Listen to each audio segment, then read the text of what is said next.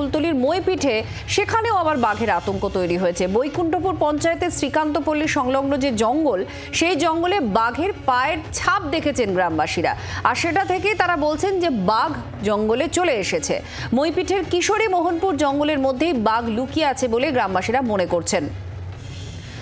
তথাগত চক্রবর্তী আমাদের প্রতিনিধি জানাচ্ছেন, তথাগত বাঘের পায়ের ছাপ যেটা আমরা ক্যামেরাতেও দেখতে পাচ্ছি, গ্রামবাসীরা বলছেন এই ছাপটা বাঘের এবং বাঘ জঙ্গলে ঘোরাফেরা করছে।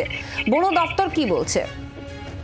দেখো, বন দপ্তরে এখনো পর্যন্ত যেটা মনে করছেন যে এই এলাকাতেই বাঘ রয়েছে, যদিও যেটা জানা যাচ্ছে যে বাঘ তার অবস্থান কিছুটা হলেও চেঞ্জ করেছে, কারণ গতকাল যে অংশ জাল দিয়ে ঘেরা হয়েছিল অর্থাৎ কিশোরী মোহন যে এলাকা সেখান সংলগ্ন যে জঙ্গল ছিল সেখান থেকে আরো খানিকটা পূর্ব দিকে সরে গেছে এবং রাতের বেলা সে কাছাকাছি জালের কাছাকাছি এসেছিল এবং সেখানে তার পায়ের ছাপ পাওয়া গিয়েছে। আর সকালবেলা ফের গ্রামবাসীরা আসেন এবং বন দপ্তরের কর্মী তারাও ছিলেন, যারা বাঘটিকে ফের জঙ্গলে ফিরিয়ে দেওয়ার জন্য সচেষ্ট তারাও ছিলেন এবং তারাও যেটা মনে করছেন যে বাঘ ওই জঙ্গল থেকে খানিকটা পূর্ব দিকে সরে গিয়েছে এবং এখনো পর্যন্ত এই এলাকাতে বাঘ রয়েছে। ফলে নতুন করে আজ বন দপ্তরের পক্ষ থেকে ফের জাল দিয়ে ঘেরার পদক্ষেপ নেওয়া হতে পারে।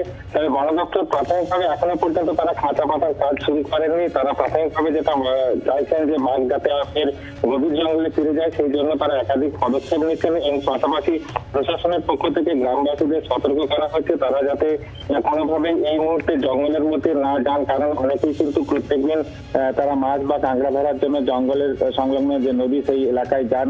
আপাতত প্রশাসনের এই সাবধানতা ছাড়া কি বন দপ্তর আর কিছু করেছে? জাল দিয়ে ঘিরে ফেলা যেগুলো আমরা দেখি সাধারণত তারা করেন, এগুলো কি শুরু হয়েছে?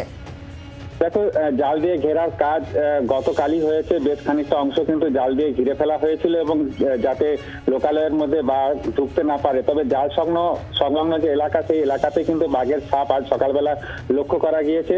তবে যেটা প্রাথমিকভাবে মনে করা হচ্ছে যে জায়গাটাতে বাঘ ছিল সেখান থেকে বাঘ তার অবস্থান পরিবর্তন করে আরো খানিকটা পূর্ব দিকে গিয়েছে, ফলে সেই জায়গাতে নতুন করে বন দপ্তর কি পদক্ষেপ নেয় তা আরো খানিকটা বেলা গড়ালে তা সেই ব্যাপারে সিদ্ধান্ত হবে, এমনটা কিন্তু বন দপ্তর পক্ষ থেকে জানা গিয়েছে। ধন্যবাদ তথাগত চক্রবর্তী। পরিস্থিতির দিকে নজর রাখো এবং আপনারা যেটা শুনছিলেন যে এই মইপিঠের জঙ্গল থেকে যেখানে বাঘের পায়ের ছাপ দেখা গিয়েছিল তার থেকে আরো পূর্ব দিকে বাঘটা চলে গিয়েছে, যে জঙ্গল ঘিরে দেওয়া হয়েছিল জাল দিয়ে। এর পরবর্তীতে এর অবস্থান যেখানে, বাঘটার অবস্থান যেখানে, সেখানে এবার কি করে বন দপ্তর সেদিকে আমাদের নজর থাকছে। স্থানীয় মানুষজন যারা বলছেন যে বাঘের পায়ের ছাপ দেখেছেন, বাঘ ঘুরে বেড়াচ্ছে এলাকায়, তারা কি বলছেন শুনুন। এটা কিন্তু দীর্ঘদিন এবং দীর্ঘ সময় ধরেই দেখি এই এলাকাতে বিচরণ করছে, কোনো সময় চলে যাচ্ছে আবার ফিরে আসছে গ্রামের মধ্যে। তবে সর্বোপরি আমরা গ্রামবাসীরা সতর্ক আছি যাতে একে বন বিভাগ এবং অন্যান্য প্রশাসনের সাহায্যে আবার তাকে জঙ্গলের মধ্যে ফিরিয়ে দেওয়া যায়, সেই ব্যবস্থার মধ্যেই আমরা আছি।